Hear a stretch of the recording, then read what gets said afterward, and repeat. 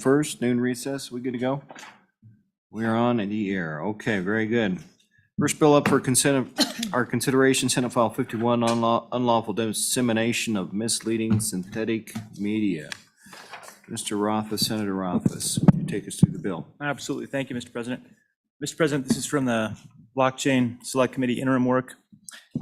Misleading synthetic media is more commonly referred to as deep fakes at this point in time. And the concept is that largely through the development of artificial intelligence imaging capabilities, you can do a fully persuasive job of creating a likeness of an individual and having it be fully believable, talking as if it's real, making statements as if it's real. And that's a new technology that has then led to some concern and has already led to quite a bit of news for some celebrities that have been impersonated.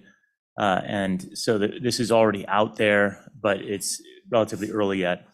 One of the more concerning use cases, which we might see in earnest in the fall, is utilizing deepfakes to affect political elections, since it would be very easy at this point to create a 15 to 30-second video of a candidate, perhaps for president, doing something that either makes them look heroic or makes them look very, very bad, and then thereby misleading the public into believing that it's a depiction of actual events when it's not.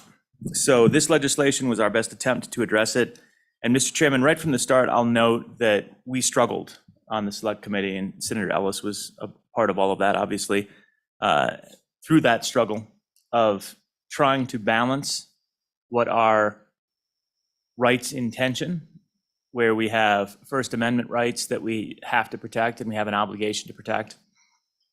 We have federal laws related to broadcasting, and those present some challenges.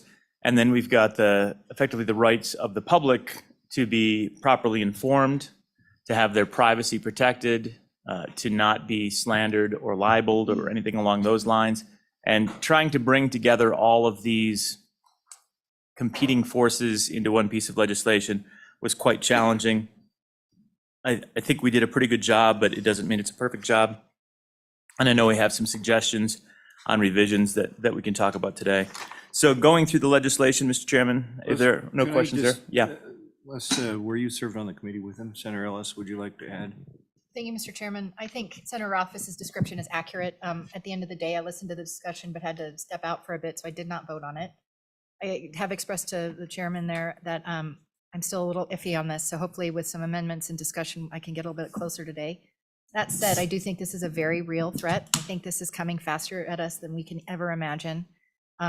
Depending on how things look, I think we should at least take something to our colleagues on the floor for discussion. That's my initial preference. I don't know that I'm 100% there though on the bill either. Yeah. Senator Rothfuss, would you say we're leading the way with this, or a few other states have jumped into the world of trying to make these adjustments? Absolutely, Mr. Chairman. On this, it's my understanding, and pursuant to the last committee meeting, I believe 4 states have adopted some version of this. We used those 4 drafts to inform our draft here. The unique thing about those 4 states relative to our legislation is those 4 states only addressed political candidates in their legislation. We talked about that, and the concern was, why would we draft protections for us and not draft protections for everybody else who's here and listening?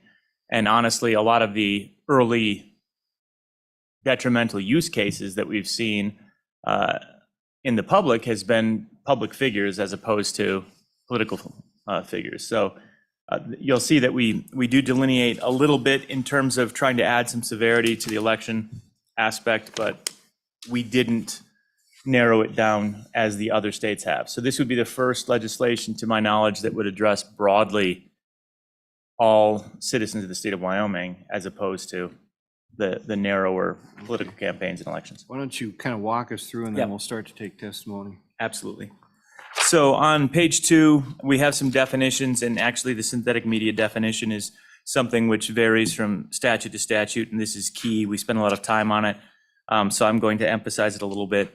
Synthetic media means an image, audio record, or video record of a natural person's appearance, speech, or conduct that has been, and here's a key provision, intentionally manipulated or generated in a manner to create a realistic but false image.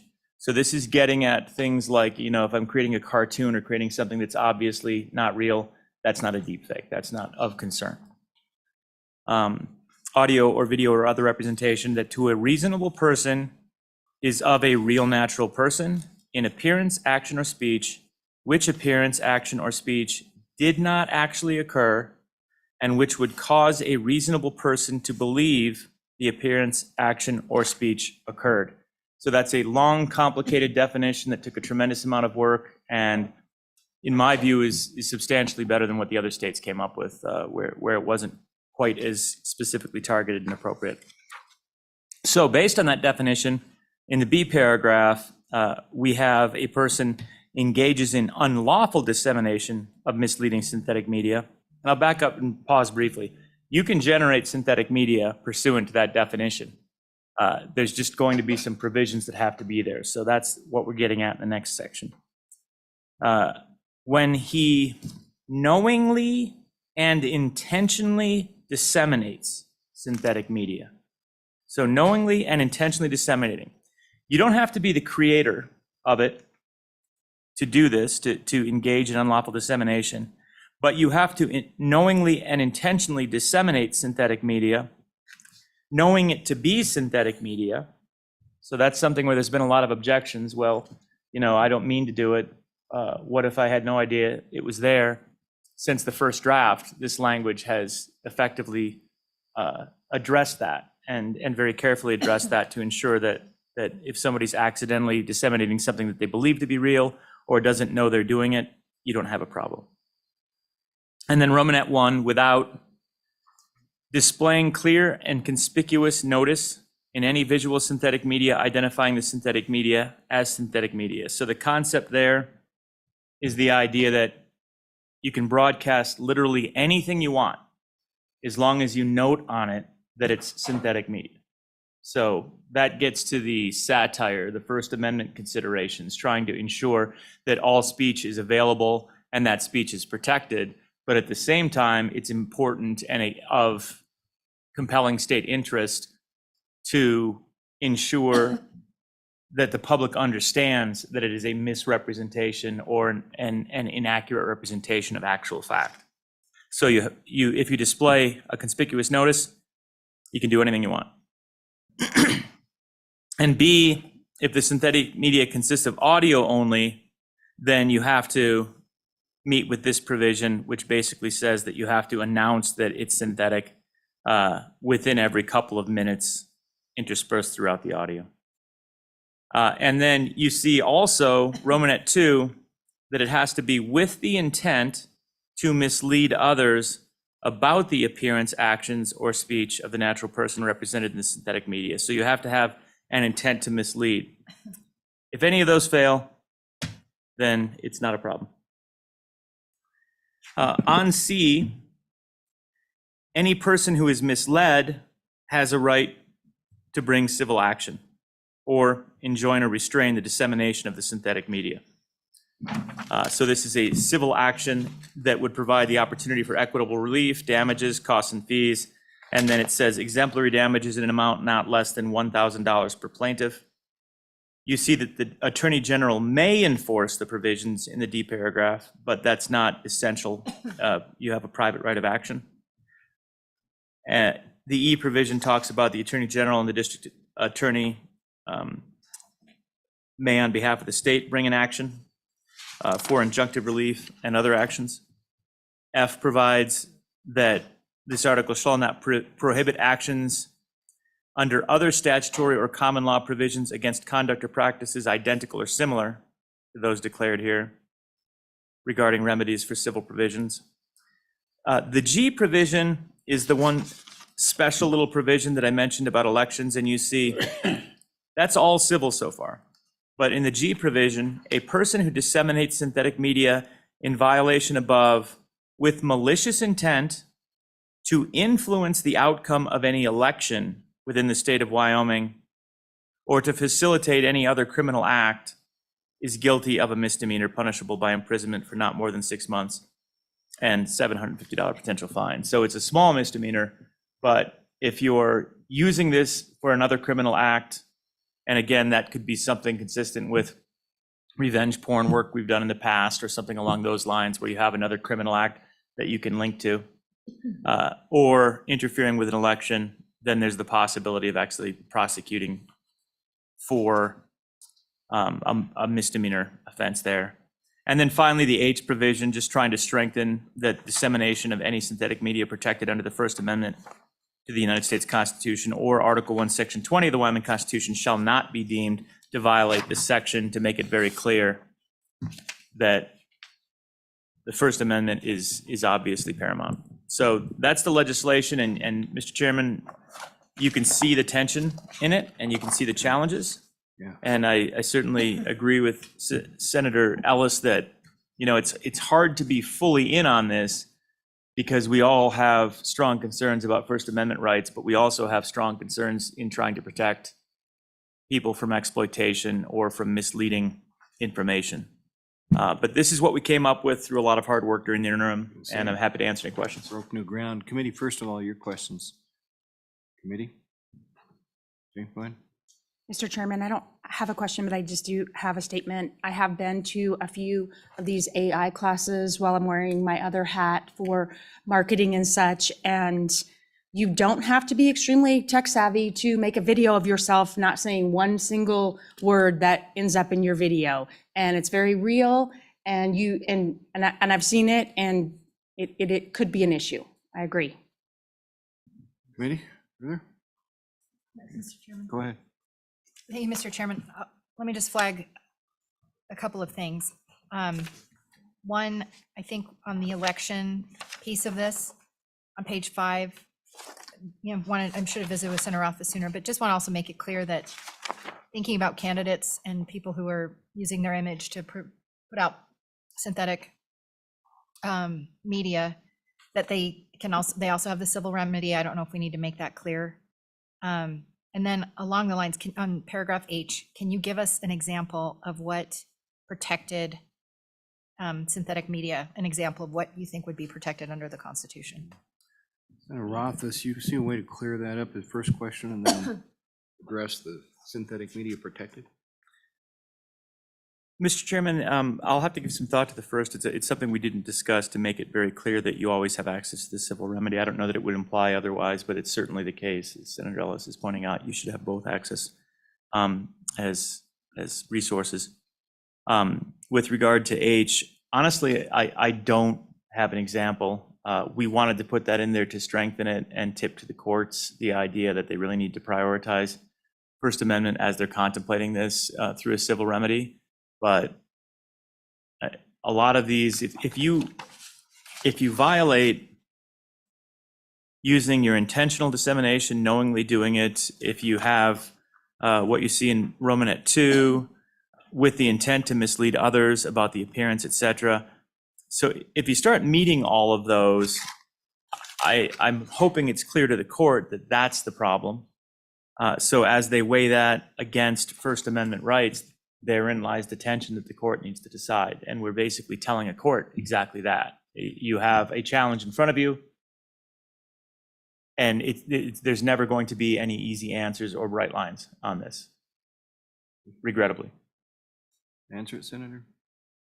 Good. That's okay. She's looking for a deeper dive sometime, but we got to keep going. All right. Anything else? Okay. That being said, let's go ahead and see if there's anybody from the governor's office or state agency out there. Not, we will start to take comments from the room. We do have, point out to you folks, we do have some suggested amendments. Be ready for those. One of our people testifying will present one of those amendments that you have out in front of you, but I'll let her explain it from Wyoming Association of Broadcasters. Let's get started with testimony in the room. Go ahead.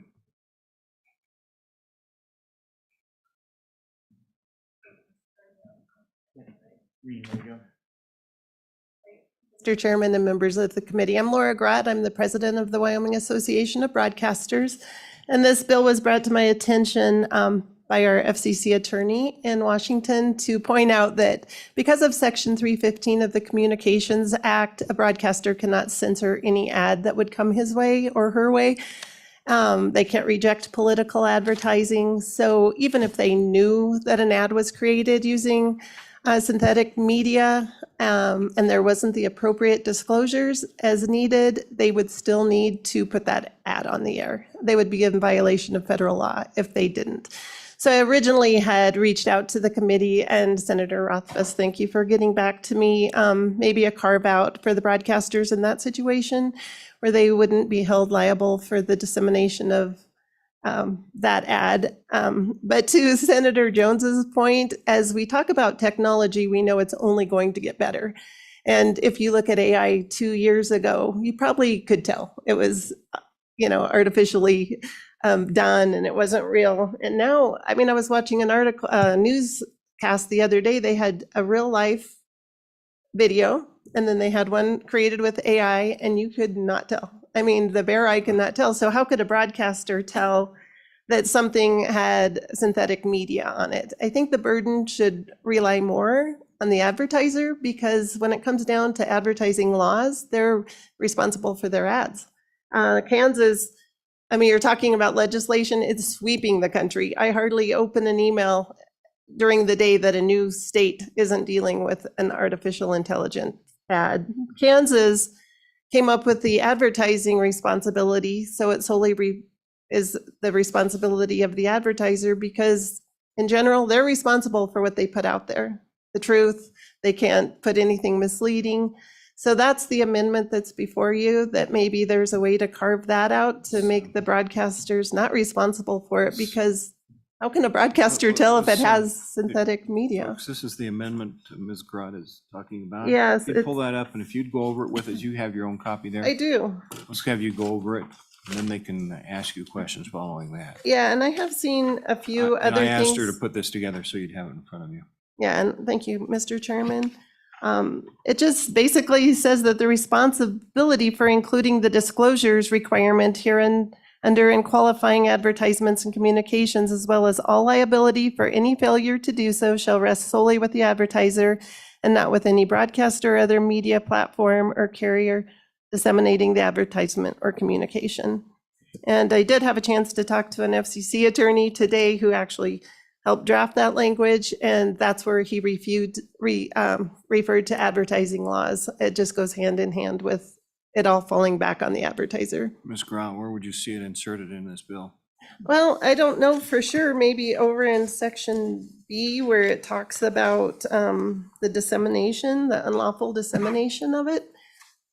That's where it falls, maybe on the responsibility of the broadcaster, whether they know or they don't know, because you can't tell because the AI is so good. But that might be a point of, you got, Mr. ahead, Chairman, Senator Rothfuss, you know this bill inside and out. And I don't know, I would have We to have an refer to attorney you. hitting her on button, so let's let her speak. Thank you, Mr. Right. Chairman. So I guess my question is, I understand that you have a duty that you can't censor anything that you receive, but you also said, even if we knew that it was synthetic, we still have to broadcast it. But if you Political. knew you had to broadcast it and you knew that it was synthetic, is there any duty that we could impose or conversation about your broadcaster? You have to broadcast it, but you put a disclaimer on this, whatever broadcaster says we are aware this is synthetic media. Go ahead.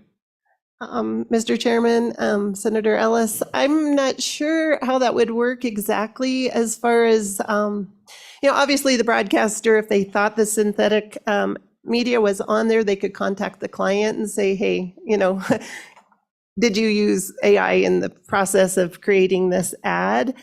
They could work it out that way, but as far as their responsibility under the federal law, they really can't censor it. They have to put it on the air. This is political advertising only that I'm talking about for that situation. I honestly don't know if they could say on the air, we think this is artificially, done, so. Go ahead. Mr. Chairman, and I appreciate all of the interaction that we had, and I actually put in a request to LSO to get an amendment drafted for this, but that request was right ahead of the session, and then looking back at my email, I didn't get it, and I didn't follow up until remembering right now, so this is certainly something that is important to address, and I'm sorry that No, that kind of fell through the cracks. The concern is very specific in federal statute to, as noted, political advertisements that are subject to FCC, therefore they're broadcast, as opposed to cable, for example.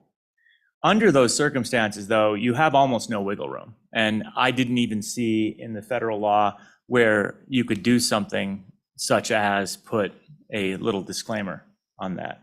So regrettably, that carve out pretty much needs to happen. And that was what I was trying to draft to with LSO, was a specific carve out that makes it very clear that nobody will be compelled to violate that federal law. Beyond that, though, there is a concern, and the concern is the television stations, any communications entity, any broadcaster is literally making money off of the advertising. That's where their revenue comes from. And so it's a little bit of a challenge to completely let them off the hook and say we have to go to the advertiser. Because if you want to enjoin an action and actually get it stopped so that misinformation is not broadcast, then you want to be able to enjoin the broadcaster or the transmitter. And they should want to say, okay, this is disinformation, this needs to be shut down. And again, subject to that federal exception, but very little is federally accepted. So in that circumstance, again, if it's a cable entity, if it's anything else, if it's internet, and if it's one of our large internet providers that exists entirely on advertising based on what randomly pops up to be presented to you based on your shopping habits, the idea that they're not benefiting from synthetic media's rapid distribution is inaccurate, right? All of our social media platforms love this kind of thing, right? This is exactly what benefits them. So the idea that we would say, all right, well, platforms are fine because the content creator is at fault was a challenge that we discussed a lot during the interim. It's in their interest to make sure that it gets broadcast, and they're actually the ones that need to be engaged by the state. But the key there is the knowingly and intentionally disseminating. And I think this gets to a lot of the concerns that have been presented. Obviously, if you don't know that it's a deep fake, you're not in violation. When you find out it's a deep fake, you're going to have a choice. So if one of our social media platforms allows, 10 million likes on something, and then suddenly finds out, hey, it's a deep fake, then they should put a stamp on it, this is a deep fake, then they can continue and everybody can enjoy it, but it's the onus is on them. Or from that point forward, they are knowingly disseminating misinformation, and that would be in violation and is reasonably subject to civil lawsuit. So that's the context that a lot of the amendments that are proposed today are existing in. But there's absolutely no question we need to find a way to thread the needle here and address this concern. Let's do this. And Senator Rothfuss, is there anything in this amendment that you'd be interested in using, or do you want to coordinate with LSO and then maybe touch base with Ms. Grodd as we get ready to bring this on the floor? What's your thoughts there? Because obviously we need something in there. Yeah, Something you want Mr. to Chairman, cobble out of there? on that aspect, I mean, we need to get to the broadcasting and the federal law, but we need to do it in a way that doesn't fully exempt. Realistically, I think that's the key to ensure that if you are still except for the election advertising, but in other circumstances, broadcasters should have the same obligation to be disseminating accurate information. And I don't see why they should be let off the hook if they're meeting the knowingly and willfully standard any more than anyone else should. I know they want to, everybody wants to be let off the hook. It's handy. Do you, Senator, you see an angle in there that you could use some of this with an LSO amendment, or do you want a cobbled amendment?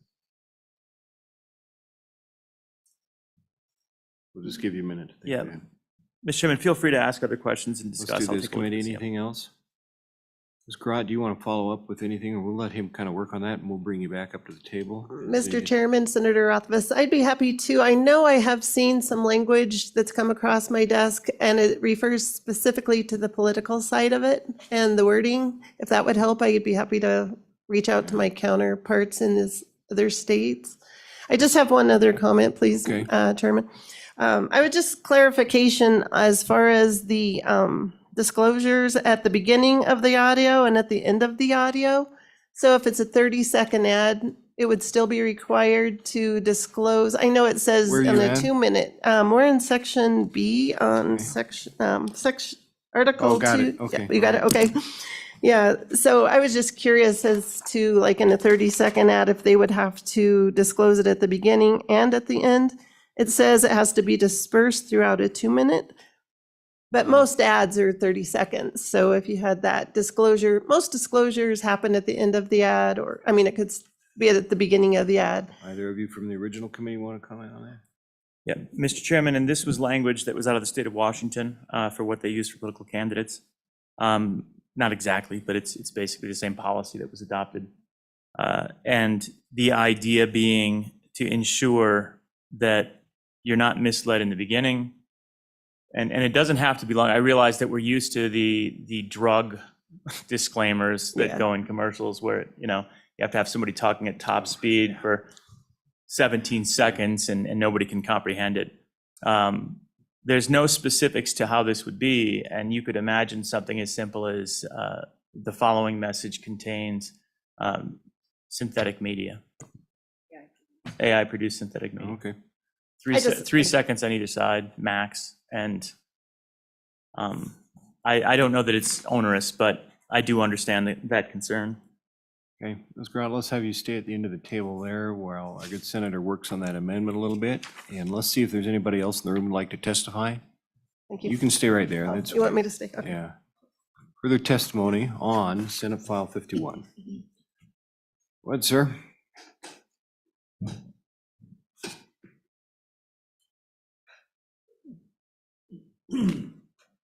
Thank you, Mr. Chairman. My name is Travis McNiven, here on behalf of Google. And I did hand out to LSO a page with some potential amendment ideas. I certainly acknowledge and yes. Hold yes. yours up. This one's yours. Okay, please. got it. Yep. Mr. Chairman? Go ahead. Mr. Chairman, if you'll indulge me, please, when you offer amendments, please put names. I've just been seeing this more and more in every committee. We get all these papers and you see this stuff and you don't know, and it wastes time when we're trying to Good figure out where it suggestion, come from. right? Okay, go ahead. Duly noted, Chairman. Appreciate the work of the committee during the interim. A lot of good work to address what is a very real issue with synthetic media or and deep fakes, and certainly acknowledge that. Brought these amendments with the hopes that they would be viewed as friendly amendments towards the bill, and listening to Senator Rothfuss, that may or actually may not be the case. But the first idea on that was, Amendment 1A or 1B. The primary purpose of either one would be to clarify that it is, along the lines of the creator or the sponsor of the material that would be breaking the law by failing to put the necessary disclosures on there, instead of as it currently reads, or at least certainly could be interpreted to read that meant any sort of platform would be inquired there. And so there's two options there. One, putting a natural person there on page 2, line 17, page 3, line 23, page 5, line 12. Each of those cases has the same place. And then the alternative to that would be to strike person in those same 3 instances and put creator. And we have also put forward a potential definition of creator, again clarifying that the creator who disseminates the content would be in the violation of B. Help me understand what we're doing here. What do we accomplish with word natural? In that instance, Chairman, to put the natural person or the creator, the real person who, the violator, is what we were trying to get at that, as opposed to any person, as, for example, on page 3, line 23, where it says may seek damages from the person who disseminated, and who is the person in you could almost call it a dissemination chain, perhaps. And that's where the question arises there. So we were trying to follow the lead of earlier in the bill of utilizing the word natural, which is utilized previously.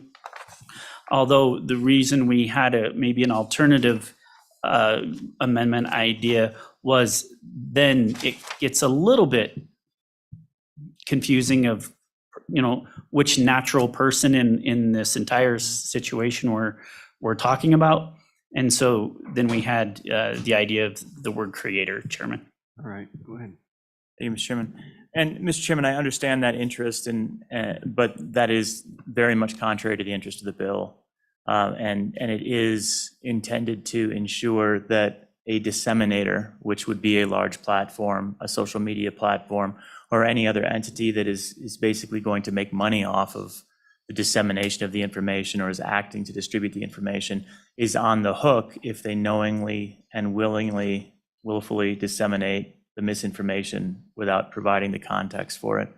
And honestly, it's substantially more important than targeting the creator, because the creator, while it would be nice if we could always just go to the creator and say, hey, you did something wrong, you're in trouble. On any of these things, you'll almost never find the creator. The creator of an intentional misinformation campaign, they're not raising their hand and saying, yeah, I made it. Didn't I do a great job? They're doing it with the intent to mislead. And what they do is they feed it into a platform so that it will go viral. And then the platforms will algorithmically enhance the distribution of that information in exactly the way that it was intended, but they're the ones that become responsible for it, and they're profit motivated to do it. And so I understand, all corporations should want to get out of this. Everyone should want to get out of this. But the reality is they're precisely the entities that should be of the most concern and should feel incentivized, once they know that it's fake, to include a little information that indicates that it's fake. Mr. McNiven, you want to respond to that? Well, Mr. Chairman, and thank you, Senator Ossoff. In response to that, it is very a very broad language in that interpretation. The larger entities, as being discussed, would primarily always be the target of the civil action or whatever the case may be, to be incentivized to go after those. And the bar is fairly low with the term misled. If we were to create maybe a higher bar, where you were to consider harmed before you went down the road of legal action, maybe that that would at least reduce the number of people just chasing a potential civil action of some type, and so perhaps that would be something else if it would be the pleasure of the committee to consider. Thank you. Okay, let's do this. I want to wrap this up in the next 10 minutes or so. That being said, did you have anything else you'd like to add? Yes, Mr. Chairman, there is one other amendment amendment idea, if I may draw your attention to Go ahead. page 3, line 6, where it says if the synthetic media consists of audio only, comma, and then providing. The amendment here would be to add after only and visual disclosure is not feasible. The idea here is that somebody could create a synthetic media, say on YouTube, for example, whether it's just a black back screen and they're just providing audio. So there is the availability for visual, but the creator just chose not to do it. So they just took out some sort of ad, had a back screen, and just chose not to use visual and just used the audio component of that medium. And so by adding and visual disclosure is not feasible, then you would follow the outline as related in lines 5 through 13, as Senator Rothfuss explained. But again, going back, once identified, somebody could still add a disclaimer or a visual disclaimer to that audio, if that makes sense. All right. Yeah, that works. Okay, that's it. We thank you. Is there one more? Thank you, Mr. Chairman. Appreciate it. Anybody else in the room? Let's go ahead and have your presentation. Our 2 online folks, they are for next bill, right? Thank you. Oh, okay. All right, go ahead, Jody. Thank you, Mr. Chairman, members of the committee. My name is Jody Levin. I'm here for Charter Communications. I did hand out an amendment to LSO. It does say provided by Charter Communications, so that's the document that I'm speaking Good from. job. Okay. Mr. Chairman, in the interest of time, I will forego some of my opening comments and say that I do associate my comments with that of my colleagues, that we certainly understand the severity of this topic, followed it over the interim. It is becoming increasingly difficult for providers to distinguish between synthetic media as well. So we do understand the need for this topic to be addressed. The first section of my amendments, Mr. Chairman, for my client are more kind of technical and trying to provide some clarity. Then I do have a new subsection to address some of the concerns that you've already heard. So just to jump right into it, Mr. Chairman, page 2, line 9, after the word generated, we'd ask that you consider adding without that person's consent. Then on page 2, line 11, my client really struggles with the notion of a natural person. And so they're looking for something that you could say that's actually a real identifiable person. Go ahead. Mr. Chairman, I think we've been at it too much. I understand the intent behind wanting some of this, but from what I understand with AI, you could have, this is my concern, is you could have somebody say, or tell the AI generator, I want an image of a woman who says that this political candidate raped me. And then it'll generate an image of a woman that isn't identifiable, and there's no way of getting that person's consent. So that's where I get a little nervous that this dilutes that ability, because then we presume that they would only use my image or your image, that we exist, versus some completely generated natural person image. So that's my concern with your amendment. Do you have a Okay, thought? response? Mr. Chairman, Senator Ellis, and this is the exact difficulty that I know you all struggle with as lawmakers, and on the industry side that we're all struggling with as providers as well. You know, trying to distinguish between something that is intentionally disseminated versus you're just the platform that it goes out over, and you're trying to understand, is it an actual person or is it synthetic media? It's threading the needle is not easy on this topic. So I don't have a great response, but I acknowledge the difficulty. Let's go ahead and have you finish with the amendments. Page 3, Mr. Chairman, line 13, we believe that this may just be missing an and, that those sections are meant to be read together, that subsection A and B, and if you insert a semicolon and you have to have the intent to mislead others. So we believe that there just may be a grammatical change that needs to happen there. Then, Mr. Chairman, I'll read this as quickly as I can. Page 5, line 20, we'd ask you to consider adding a new subsection H and then reformatting accordingly. I'll just read it. This section does not apply to a radio or television broadcasting station, including a cable or satellite television operator, programmer, or producer that broadcasts an election communication that includes synthetic media prohibited by Section 1 of this section as part of a bona fide newscast, news interview, news documentary, or on-the-spot coverage of a bona fide news event if the broadcaster or publication clearly acknowledges through content or a disclosure in a manner that can be easily heard and understood or read by the average listener or viewer that there are questions about the authenticity of the synthetic media in the election communication. So you have something that's breaking news, you want to broadcast it, you're not entirely sure that it is a true story, that you would put that out there for the viewership to say that there are questions about the authenticity of this, and then you would go ahead and broadcast it. Thank you.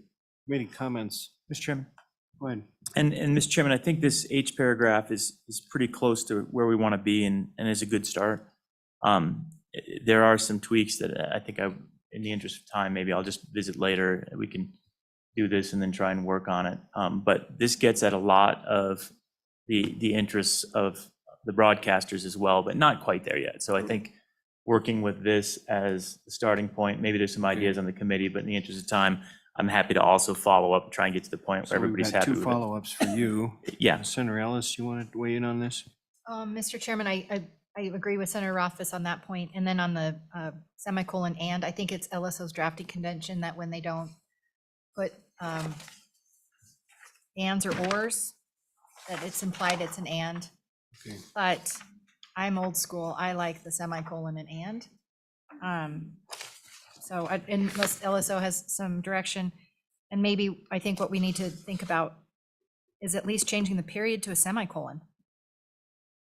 So it's clear that they both apply rather than a period and it's a separate section. I think that actually is a really good catch. But I'd be looking for our drafting experts. Mr. Chairman, this is one we can check in on and just see what the right answer is, because with the without as a standalone Romanet 1, A and B go into the without, and then you go back up to the same level in 2. So each of these stands independently as law. So you have a without provision where it's an or statement, A or B is the without. And then you would go to 2, which is a standalone with the intent to mislead. So I agree with Senator Ellis that the construct to me suggests that those are and, but Let's do this. I'm not concerned If you about. want to insert, we're going to go page by page. We'll let the two attorneys insert. If not, we're going to have you work with these people before we come Yeah. on the floor, okay? So let's do that. All right, double checking. Anybody else in the room? And Mr. Chairman, I do know that there are a couple of other little concerns that I'll try and bring into the conversation as well, and try and capture all of those concerns in a nice little paragraph H. Fair enough. Let's go page by page and see if there's anything you want to insert at this point. You see the three parties with amendments here. Let's go ahead. Page 1, page 2, page 3. Mr. Chairman. Go ahead. Thank you, Mr. Chairman. I move on page 3, line 6, we insert the word, after the word only, insert and visual disclosure is not feasible. Ready to get that? You Second. get that, Tanner? It's moved and seconded. You get it, sir? And visual disclosure after the word only? Yes, Mr. Chairman, I got that one. Okay, you're good. Continue on then. Anything else on page 3? Mr. Chairman, I'd also move on line 13, semicolon, strike the period, insert a semicolon and add the word and. And you like that word and, okay. And Mr. Chairman, I'll second that, subject to verification if the senator is willing to Moved and seconded. ensure. At this point, it's moving forward. All those in favor say aye. Aye. Those opposed, nay. I got to vote on the last one too, right? Okay. Like I said, it all kind of blends together. Okay. Anything else on page 3? Page 4? Let's see, is that where we're at? No. Page 5? Mr. Chairman, Go ahead. so I will move the language that we have before us from charter, the H paragraph as written, to be inserted as a new H, and then renumber on page 5. Okay, everybody clear on that? We got moved and seconded. Repeat that one more time, Senator Rothfuss, for Yep. us and for those in the room here. So I will move to insert the language from charter, the new H paragraph, this section does not apply to, et cetera, and insert that as a new paragraph H where line 19 would be on page 5, and then re-letter the existing H paragraph Okay, to become what would be a J paragraph at that point, since we don't use Is. are you good? Understood that, okay. All right, all those in favor say aye. Aye. Those opposed, nay. 6, 7. Let me ask you this. You've got the Association of Broadcasters out there as well. Are you going to work with Laura to continue finding a solution with that? Yeah, Mr. Chairman, I want to work with Laura to figure out how to get that specific language. This mostly covers it, but let's double check that it gets to it, because I think this doesn't quite go far enough for the specific broadcasts. Ms. Grant, have you got a copy of the Yeah. H language under SF? Yes, she gave me one. Thank you, So Mr. Chair. we'll have to tweak it to get the federal, to ensure compliance with federal statute. And Okay. we'll just do that for committee of the whole. All right, you two can talk in the Well, meantime. probably not committee of the whole, second reading, because we've got budget today. Okay. Budget, you remind me. Okay, that's why we gotta get everything done today. There'll be no life for this Yeah. afternoon. Okay, anything else? Anybody else in the room? Anything else? Chairman? Go ahead. Thank you, Mr. Chairman. I'm glad to keep thinking on the language offered by Mr. McNiven on natural person or person versus creator. I'm not quite there yet with those suggestions. With the word creator, even more concerned that, if I were likely to generate AI, I don't know how to do it, and I would ask my kid to do it, and they technically created it, but I'm the one that's using it and disseminating good it, point. so Would you have This some is, discussion with Mr. McNiven before we go I'll forward with visit, this? I'll keep noodling on this and reach out. Thanks, You Mr. good, Chairman. Mr. McNiven, with that? Thank you, Mr. Chairman. There are Yes. 3 people with amendments. Anything else? Okay. To our committee, anything else? Okay. Move the bill. We got it moved and seconded. Roll call. Mr. Chairman, I did not catch who moved and seconded. Can I get that Give me a repeated? move and second for the record. Yes, we amended a lot without moving and seconding it. I'll move it. Second. There you go for the record. We're kicking and spurring here. Let's go. Senator Cooper. Aye. Senator Ellis. Aye. Senator Jones. Aye. Senator Rothfuss. Chairman Dockstader. Aye. Chairman, there are 5 aye. Thank you. Bill's passed. You, everyone in the room, you have your assignments with these folks. Thank you. Okay. Mr. Chairman? Yeah. I just also want to be very clear. I don't know that I'm all the way there yet on this Okay, bill. all right, fair enough. Folks, you hear that? You got one more member of the committee you gotta bring to the table a little bit more. Okay. All right, we got 30 minutes here. Let's finish up our final Senate file before we line up to take House bills. Senate File 52. Senator Rothfuss, this is your world. Thank you, Mr. Chairman, and I'd invite up our Stable Token Commissioner and Stable Token Commission Executive Director. Was it 52? There we go. Mr. Chairman, Senate File 52 is Wyoming Stable Token Act amendments. So this legislation is one that we knew would be coming. We passed Wyoming Stable Token Act last year, and one of the tasks of the commission was to go through the act and find tweaks and changes that would need to take place to implement the Wyoming Stable Token Act. So this is one of those cleanup revision bills that gets us closer to where we want to be with the Wyoming Stable Token Act. Walking through the legislation, the original legislation, we have a couple of changes on page 2. We have a criminal history requirement and a background check within the original act. We did not have a conforming amendment under Title VII that was necessary. This adds it on lines 11 and 12. And same thing on the bottom lines 21 and 22 onto page 3. So that's a conforming amendment that provides the authority necessary to do the background checks that we required through the statute. On page 3, this is largely language that's consistent with the intent, but we were trying to clean up some of the way that it might be interpreted for external perception effectively. And one is a technical tweak that we see in the Romanet 1 paragraph on page 3. which talks about the idea of what type of stable token shall be issued. We originally had the language including the overall number.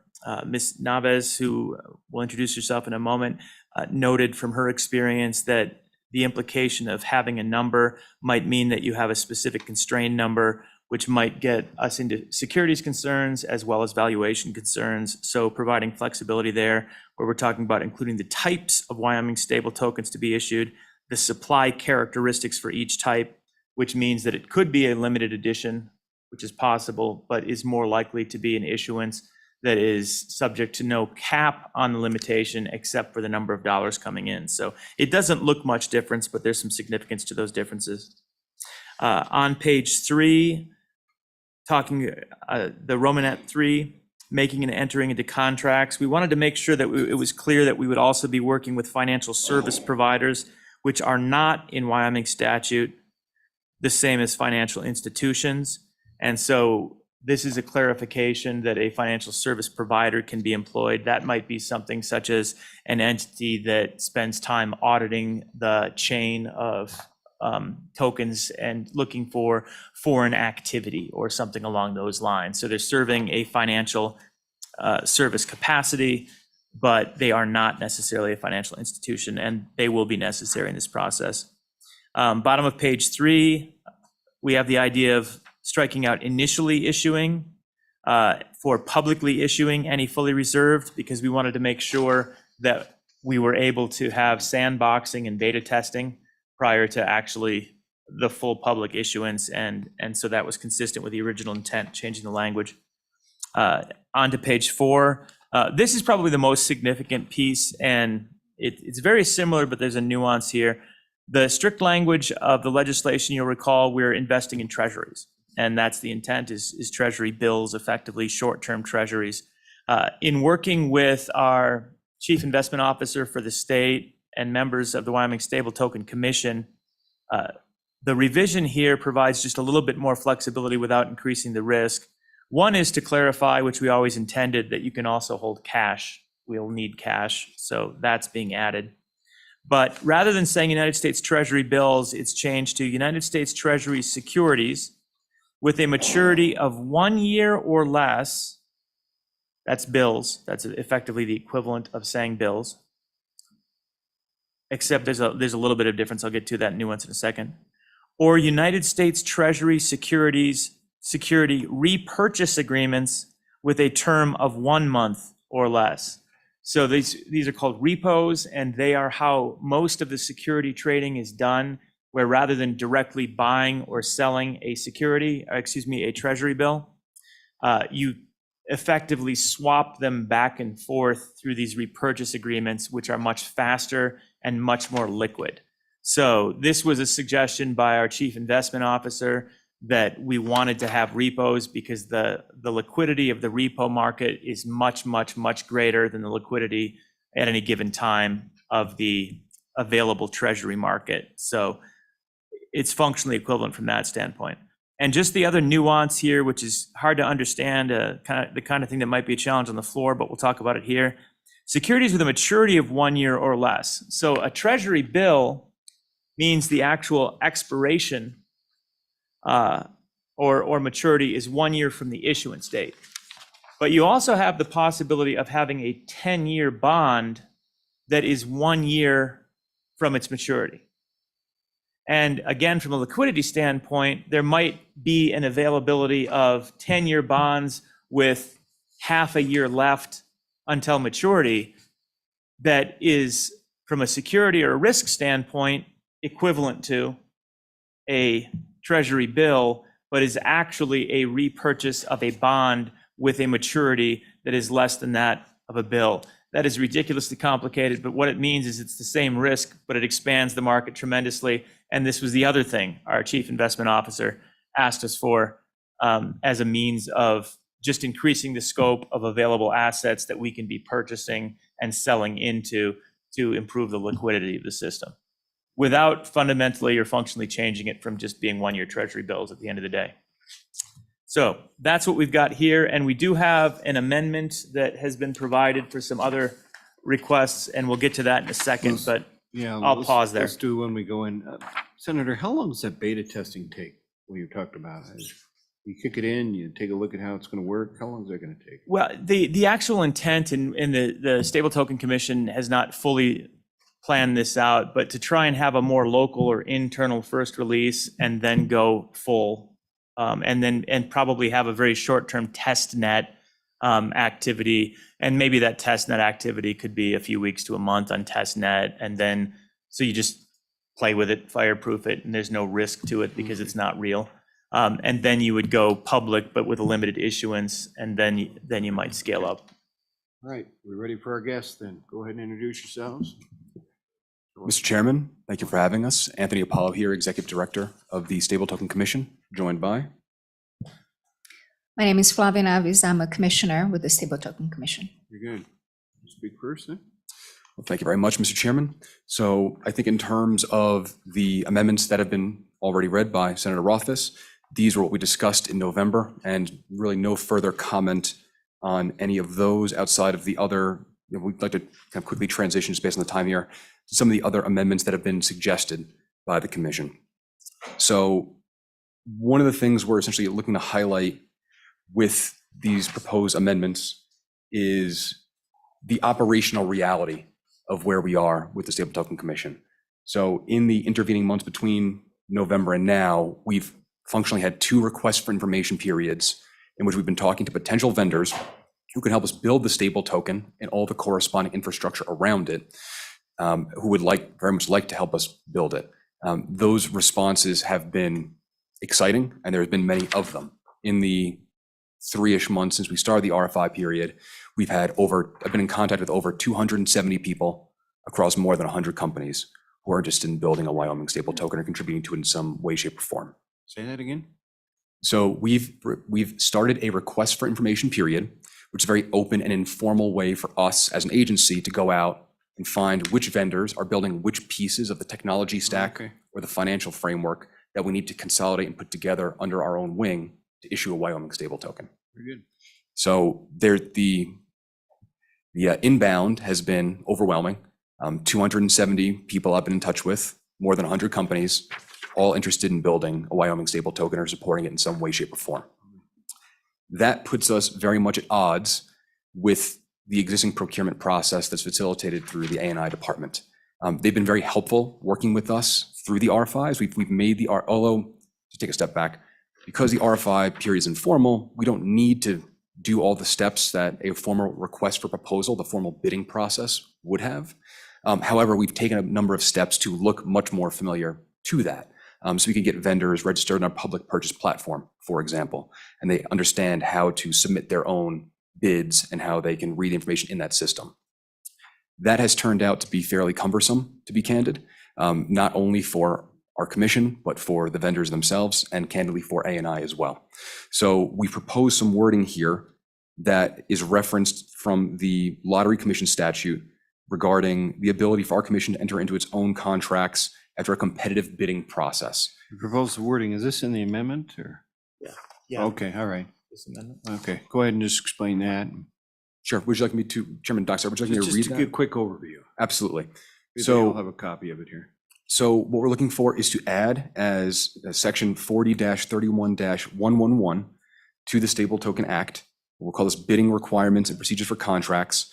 We're essentially going to create internal policies that the board will approve. So the governor, treasurer, state auditor, and the rest of the commissioners will approve, that will allow us to have our own procurement process that will have the greatest long-term benefit for the state, greatest integrity for the commission, and best service and products for the public. We further state that in any bidding process, the commission may administer its own bidding and procurement or may utilize the services of the Department of Administration information or other state agency or subdivision thereof. So what that would do in practicality is when we need to create the first Wyoming stable token, we have about 27 to 30 different functions that we've identified across finance, technology, legal, and operational verticals that will need to be, again, consolidated to actually issue a token. There's no capacity to put together 27 different RFPs or formal bids to roll this out. So we've already worked through a consolidation effort where we could have smaller number of RFPs, but the concern here is trying to marry up all of these different pieces that will require integrations between potential vendors. So the technology team that's issuing stable tokens will need to have integration with the finance team that's taking in the dollars and potentially rotating those treasury securities that Senator Roth has talked about. We'll need to help facilitate those. That might be a little bit different or difficult if we have a highly segmented RFP process. And then further, we're going to need significant operational agility in the long term. Blockchain is a Byzantine environment.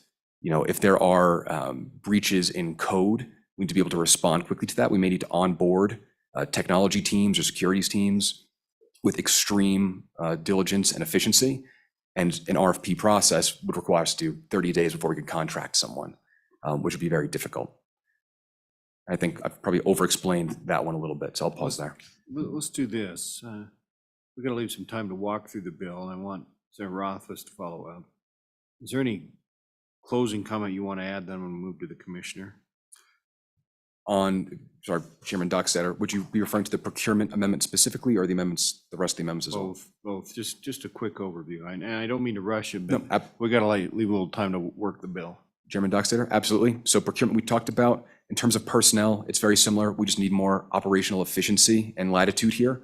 We've, through the JAC process, we started allocating or assessing where potential employees would fit in our kind of select matrix that the Human Resource Department has. And there's a lack of alignment there between the reality of the market versus where we are on the HRD side.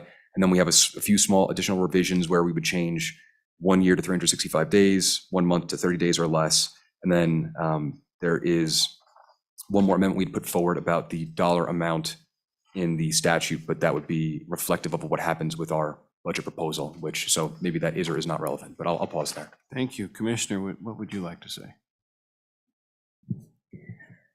Chairman, not much left to say. I believe the executive director has done an excellent job summarizing. I would say that the commission has been working diligently to serve the purpose of the legislation and to issue the token. We are working to the executive director's point with a framework in the state today that is not fit to build a product on blockchain. We do believe that the commission will be acting at all times with transparency, with a greater level of transparency, while ensuring that we meet the timelines for issuing this token. The other point I would like to highlight, which is what Senator Rothfuss brought earlier, which I believe is one of the most critical pieces of the amendments, is the clarification around the investment of the reserves and how they are to be managed. Relying on my prior experience prior to joining the commission, where I was the general counsel of an issuer of a stable token in the United States, reserves are the most critical element of issuing a stable token. If there's no trust on how the reserves are managed, there's no stable token. The holder of the token must believe that he or she will have the ability to redeem that token and receive the money back. So management of the reserves and proper investment is critical. So I do support, and the commission does support, the recommendations made by the Chief Investment Officer on how the funds will be allocated. You do need some cash to be able to meet daily redemption requests, and the bulk of it would then be safeguarded through investments in treasury bills and repos. And the repos come in at a time of instability in the federal government's budget, whereby the reserves are then flipped into that reverse repo overnight to be able to retain the stability of the reserves until the federal government's budget is reinstated. Let's do this. I'm going to ask for a motion to move the bill. So moved. Moved. Second. Let's go through the bill. Tanner, follow close because we're on a tight deadline here. Go ahead. Page 1. Page 2. Mr. Chairman, Go ahead. let's see. No, it'll be page Page 3. 3. Yeah, Mr. Chairman, I move, and for now, I think I'm going to leave out the employees' compensation and restrictions amendment portion of this that we have, because I think that can be done by rule, so I'll follow up with all of you on that. But I move to insert what we see, 40-31-111. Basically, I'm going to move the entirety of this amendment, so we'll just do that for simplicity, Okay. with the exception of the 40-31-110 portion of it on the first page. I want to see if we can do that just through the commission doing the work instead of having it be legislated. Yeah, Committee, you Does that make following it? sense? Tanner, are And- you good? And there's one tiny little tweak, because I just saw a typo. On page 2 of the amendment, in the B provision, it says procedures adopted by the board. That should be commission, I believe. No? Through the chair, Senator Rothfuss, Go ahead. in our statute, the commission and the board are defined separately. In that capacity, board, I believe, is referring to the actual members of the commission rather than the body itself.